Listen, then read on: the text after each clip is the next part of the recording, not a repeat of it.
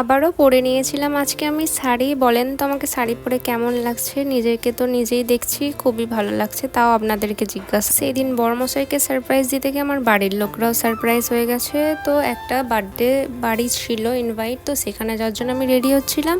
তো মা বলে কি শাড়ি পরো, তোমাকে বেশ ভালো লাগছিল সেদিনকে। তো বাস তাদের কথা শুনে আমি আবারও শাড়ি পরে নিয়েছিলাম।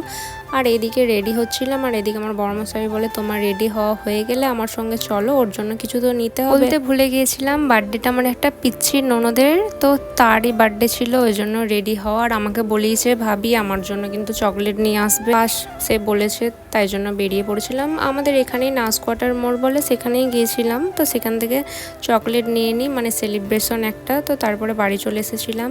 আর এখানে চলে গিয়েছিলাম তাদের বাড়ি। এখানে ফোম্মার আমার বড়মশাই খাওয়া স্টার্ট করে দিয়েছে। আর এখানে আমি আর আমার পাশেই ছোট্ট পিচ্ছিটাকে দেখতে পাচ্ছ, ওরই বার্থডে ছিল। সেরকম ভিডিও ক্লিপ নেওয়া হয়নি ওর সঙ্গে, ও আসেই না ক্যামেরা দেখলে। তো তারপর আমরা খাওয়া দাওয়ার পর চলে এসেছিলাম বাড়ি। আসতেই না আসতে দেখি ওর ড্রেস চেঞ্জ করা হয়ে গেছে, আর আমি ক্যামেরা নিয়ে এখানে বকবক করছি। তো এবার আমাকেও ড্রেস চেঞ্জ করতে হবে। টাটা।